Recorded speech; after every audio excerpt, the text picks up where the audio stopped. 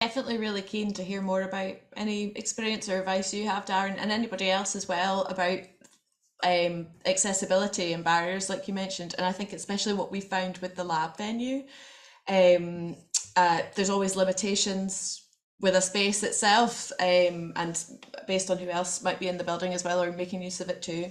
Um, so yeah, it'd be great to dive into that some more if you've got any specific thoughts or experiences you've had with trying to mitigate barriers to getting to a space or using it, or just proving that it's a welcoming space for all.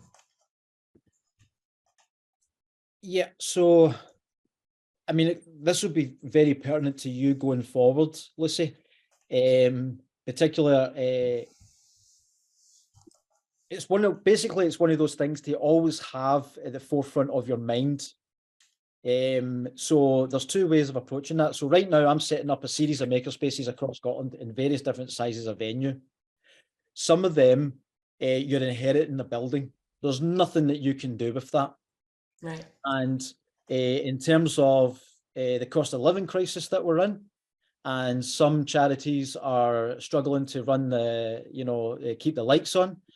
Um, they're but basically what I'm saying there is that just keep it at the forefront of your mind and be conscious of when you are designing a service, when Mm. you are designing a project, or whether or in your situation, you're going to be looking at a range of venues.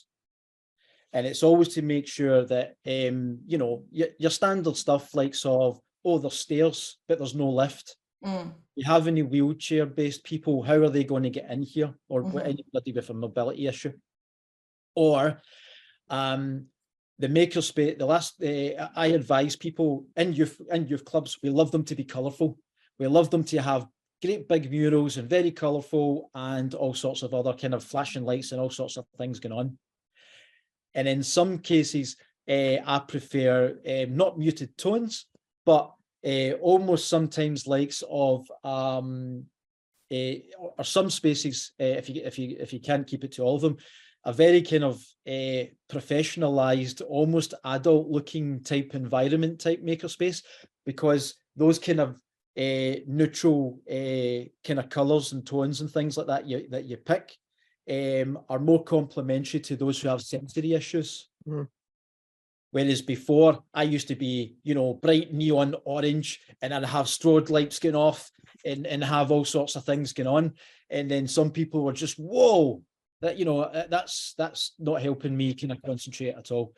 And again, that's part of, your kind of previous lived experience of a youth worker, because you want it to be this animated, environment. And again, in saying that, I used to think that maker spaces that were jumping and had like 30, 40 young people in them, and you had people doing laser cutting in one corner and they were programming in another corner, and there was a hive of activity, was great. And in some certain examples it is, and it's great when you've got a funder in and they're just going, oh, this looks brilliant.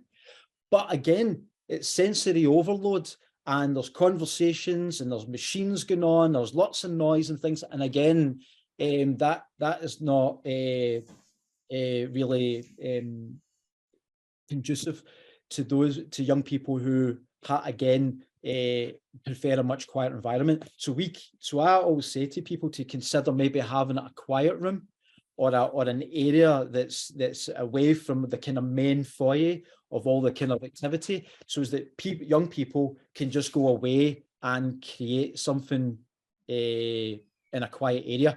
So we created in some of the maker spaces, those kind of, it was like a box, it was like a room within a room, and you would go into it, you would close that door, and boom, it would be soundproofed, and it'd be just you and your Raspberry Pi, and you would just be sitting concentrating on a particular thing while there was 20 odd people round about you, but you were insulated.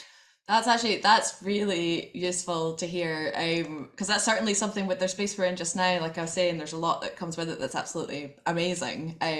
Being in such an open plan area and you're sharing it with all these other really interesting groups and activities, and it's definitely felt like that on occasions with how we do our games club. Kids are coming in, just going around all the stations, getting creative and making things. But we've struggled to find a way to offer a a kind of quieter, more relaxing, calming space for the kids that want it or need it at certain points. And I love the idea of building just a separate cubby.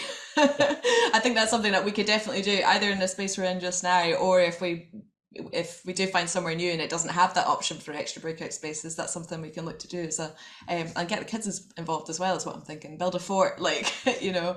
make something fun. That's great. And, Thanks so much, Darren. and that's the youth work way, is to get, again, if it's not a building that you've already inherited or something, or a makerspace that some of you might have already started to run already, again, it's a great opportunity at the very get-go of the design process, is to get the young people involved.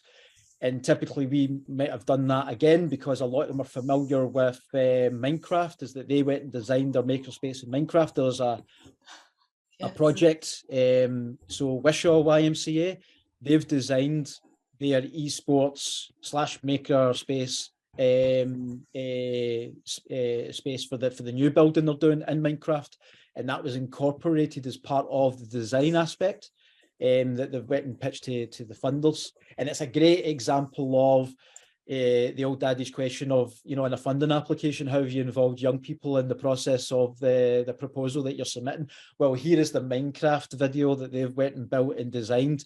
And and again, it's a great example of that cultural invasion where the constructivism approach, where you're taking experience that they already are familiar with in terms of a gaming platform, and they use it to build their own communities. But then you're taking it and using it in a way where we would do it as adults within, say, like architecture, and using 3D or 4D design software as a way to design or build a house. They're doing the exact same thing by using it with Minecraft.